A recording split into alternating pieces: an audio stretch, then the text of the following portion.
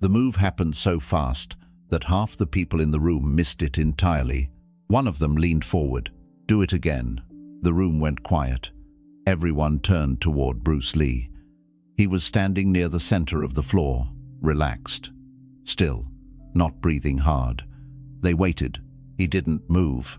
And what happened in the next few seconds, or rather, what didn't happen, is something worth thinking about carefully, because it says something about mastery that most people spend their entire lives never understanding. The training hall wasn't a large space. Wooden floor, a few mirrors along one wall, the smell of sweat and wood polished the kind of room where you hear every footstep, every shift of weight, every breath that's slightly too loud. There were maybe 12 people there that afternoon. Some were students. Some had trained for years. A few were visiting people who had heard the name and wanted to see for themselves if the stories matched the reality. And the atmosphere wasn't exactly tense. Not yet. It was something more subtle than tension. It was expectation. The quiet, loaded kind. The kind that fills a room when everyone is waiting for someone to either prove something or fail to prove it, because every person in that room had arrived carrying the same question. The one no one said out loud. Is he actually that good? Or is this all just reputation? That question, that silent, unspoken question, is important. Hold on to it. We'll come back to it. What had happened was this.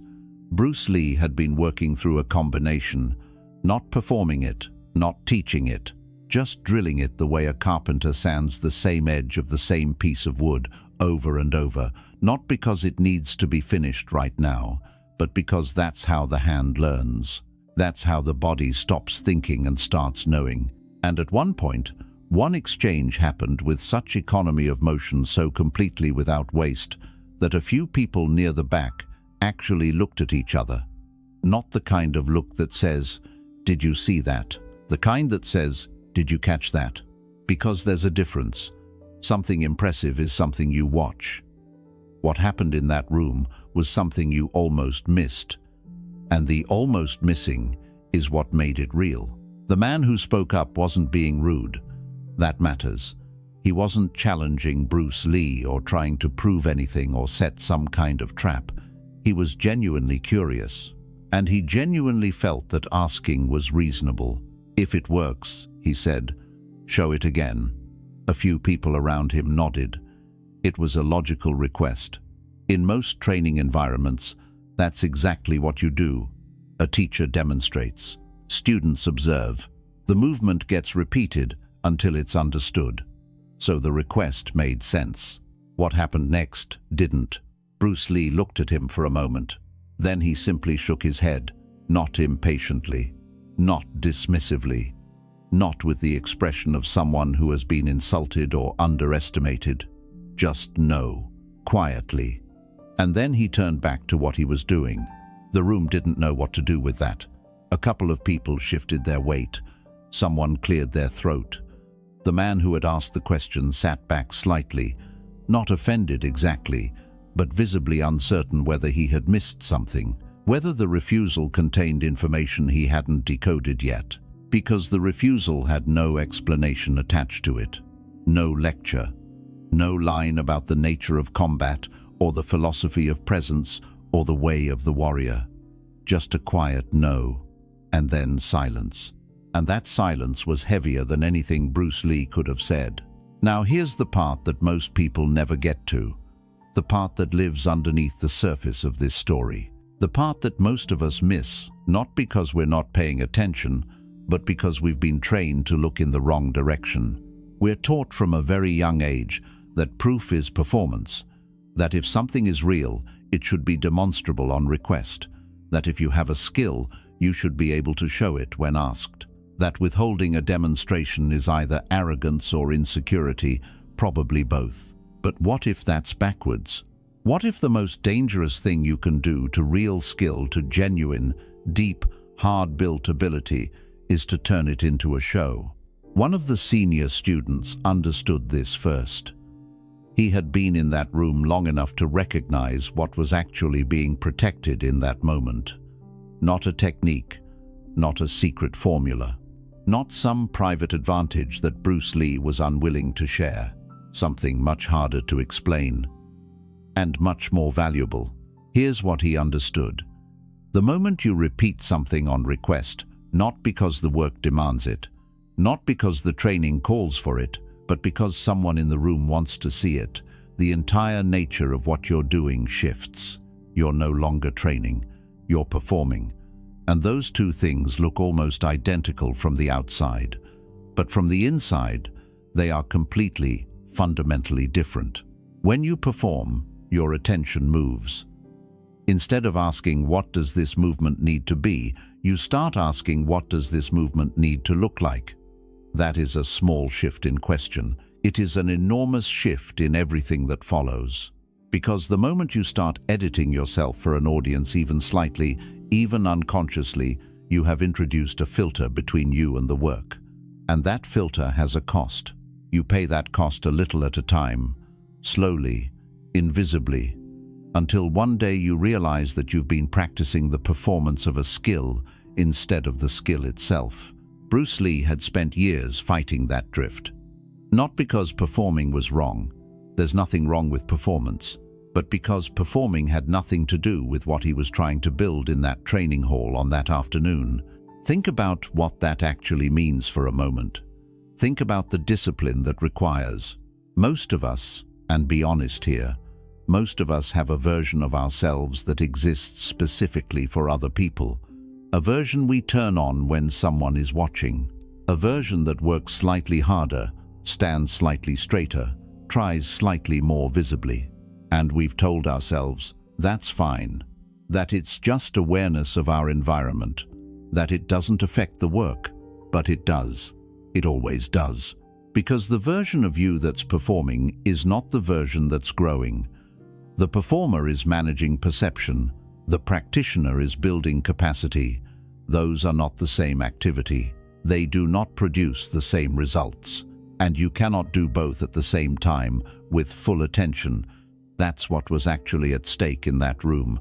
Not one technique, not one demonstration, the integrity of the process itself. There's something most people don't talk about when they talk about Bruce Lee. The part that isn't remarkable, the part that doesn't make it into the stories. Hours of repetition that no one films. Movements practiced past the point of boredom, past the point of frustration, past the point where they stop feeling like movements and start feeling like breathing. Not because there was an audience, not because someone was going to ask to see it again, just because that's what the work demands. That's the price the work charges, and you either pay it or you don't. But if you don't, there's no shortcut on the other side. Now think about your own life. Think about something you're building: a skill, a business, a habit, a relationship, a version of yourself you're trying to become, and ask yourself honestly, how much of your effort goes toward the thing itself, and how much goes toward being seen making the effort? That's not a judgment, it's a real question. And it's worth sitting with, because most people have never separated those two things clearly in their own minds. There is a version of work that can survive an audience, and there is a version that cannot. The version that can survive an audience has already started adjusting, already editing, already making small, invisible compromises about what it values and what it's willing to show. That version has a ceiling because it's optimizing for something external, and external feedback is always imprecise. It rewards what looks good before it rewards what is good. It incentivizes the surface before it reaches the depth. The version that refuses the audience, that holds the line, even when no one would blame you for crossing it, that version has room to actually become something, because it's not managing perception, it's building reality. Bruce Lee wasn't being difficult in that moment. He wasn't performing humility or performing discipline or performing anything at all. He was being precise. He knew exactly what kind of training he was in the middle of. He knew what that training required. And he wasn't willing to interrupt it, not even briefly, not even for something that seemed harmless, because he understood something most people learn too late. The interruptions are never brief. The cost of breaking the frame is always higher than it looks in the moment. And once you've trained yourself to stop when someone asks you to perform, you've started teaching your discipline to negotiate. And discipline that negotiates is not discipline, it's just delayed compliance. Eventually, the training session ended. People left the way they came in, some impressed, some uncertain, some still quietly processing what had happened and what it meant. The man who had asked the question didn't get his demonstration. He got something else instead. Something most people don't recognize until much later. A lesson about what seriousness looks like when no one is measuring it. Not intensity, not visible strain, not the performance of effort that signals to the room that you're working hard.